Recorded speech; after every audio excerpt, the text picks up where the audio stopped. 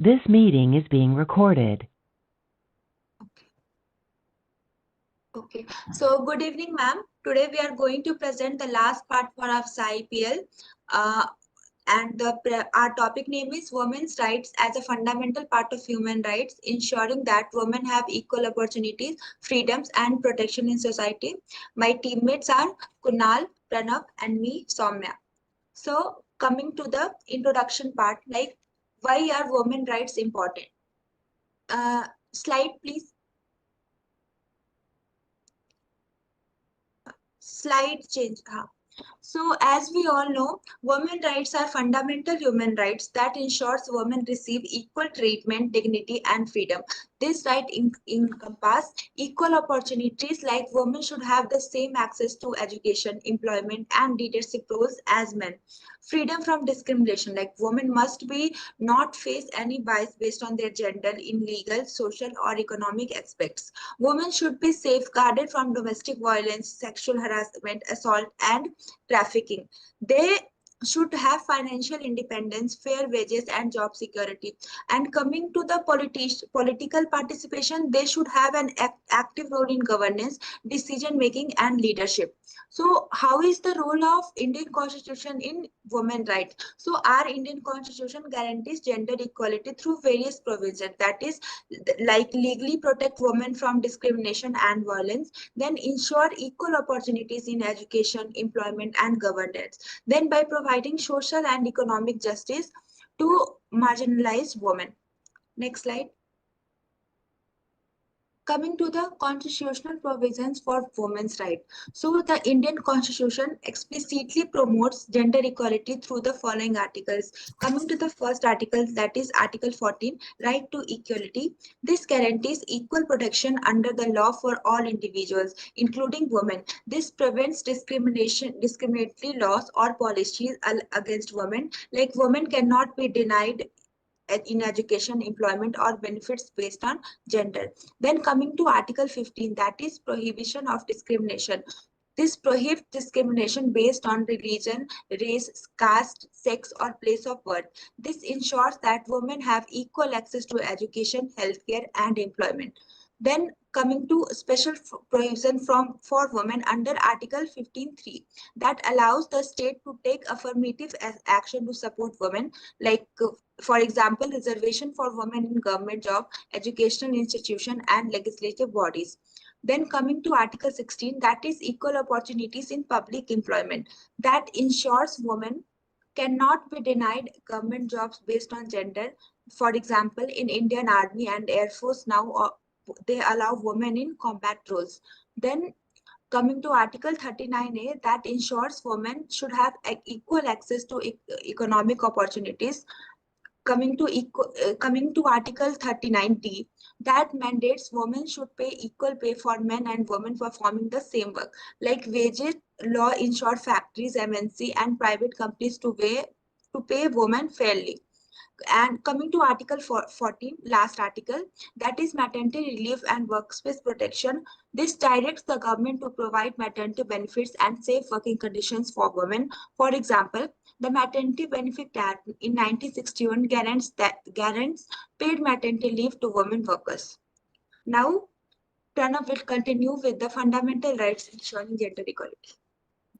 Our constitution has given multiple fundamental rights to ensure gender equality. First is Article 14 to 18 focuses on right to equality. It prohibits discrimination based on gender in public and private space. It ensures legal protection for women. There's also Article 19 to 22, which signifies right to freedom. Article 19 guarantees freedom such as speech, movement, and occupation, empowering women to express themselves, travel freely, and pursue careers. Provide protection against unlawful restrictions on women's autonomy. Right against exploitation. It prohibits human trafficking. Article 23 and 24 describes these rights, prohibits human trafficking, forced labor, and child labor, addressing issues like bonded labor and exploitation of women in workplace. Next slide. There are several directive principles of state policy and legal provisions for empowering women. First is Article 39E. It directs the state to protect women's health and well-being. 39D. It reinforces the principle of equal pay for both men and women. Article 42 emphasizes maternity benefits during pregnancy. Article 46 encourages policies that promote women's education. There are several laws which enacted to protect women's rights and ensures justice. The Protection of Women from Domestic Violence Act 2005 provides protection against domestic abuse, including physical, emotional, and sexual and economic violence. The Dowry Prohibition Act 1961 criminalizes giving or taking dowry, a common cause of violence against women. Maternity Benefit Act 1961 provides paid maternity leave and job security for working women. The Sexual Harassment of Women at Workplace Prevention, Prohibition and Redressal Act 2013 defines workplace harassment, mandates internal complaints committee, and provides a legal framework to address workplace harassment. The Hindu Succession Act 1956, amended in 2005, grants equal inheritance rights.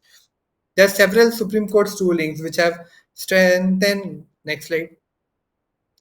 There are several Supreme Court rulings which have strengthened women's right, like the case of 1997, which is Vishaka versus State of Rajasthan. This established guidelines for preventing sexual harassment at workplace. Second was Shaira Bano versus Union of India 2017, declared triple talaq, instant divorce in Islam, unconstitutional, ensuring women's marital rights. Third was Mary Royce versus State of Kerala in 1986, securing equal inheritance right for Christian women. Joseph Sain versus Union of India 2018 decriminalized adultery, ensuring gender neutrality in marital marriage laws. These judgments reflect the judiciary role in upholding constitutional rights and promoting gender justices. Kunal will explain the challenges in achieving gender equality. So there are so many challenges in achieving gender equality, such as gender pay gap and workplace discrimination, where women often earn less than men for the same work. Workplace biases and lack of leadership roles hinder gender equality. Low female representation in politics, women even underrepresented in parliament, state legislature, and corporate leadership. Violence against women and social stigma. Crimes like domestic violence, harassment, and honor killing continues. Social norms and stigma prevent women from seeking justice. Lack of awareness about rights. Many women are unaware of their constitutional and legal rights, limiting their ability to seek redressal. So there is some way forward to strengthen women empowerment. There are some steps that are crucial, like strengthening law enforcement, promoting education and awareness, increasing women's representation in governance, encouraging economic independence and intention. In law enforcement, ensuring strict implementation of laws protecting women, fast-track courts for gender-based crimes. In promoting education awareness, spreading awareness that women's right through education and community programs, encouraging women participation in politics and leadership role, supporting women-led businesses and financial independence and initiatives. These measures will help build an inclusive and gender-equal society. So the conclusion is the Indian Constitution lays a strong foundation for gender equality through the fundamental right, directive principles, and legal provisions. These provisions aim to protect women from discrimination, ensure equal opportunities in equal employment, and safeguard them against exploitation and violence. However, laws alone are not sufficient. Despite constitutional safeguards, gender disparity continues to persist due to societal norms, lack of awareness, and ineffective implementations of laws. Women often face barriers in professional growth, legal justice, and social mobility. To achieve real gender equality, it is essential to go beyond legislation and focus on social transformation. This requires stronger law enforcement, awareness campaign, economic and political empowerment, eliminating gender. So there are some references which we go through during the preparation of our topic, like Constitution of India. That's a base of our PPT. National Crime Record Bureau, where we getting the record and state Supreme Court judgments and landmark cases like Visakha State of Rajasthan, Saira Bano by Union of India to study the cases. the Protection of Women from Domestic Violence Act 2005, which shows that how this act was implemented and when it was enacted. UN Women Report on Gender Equality in India.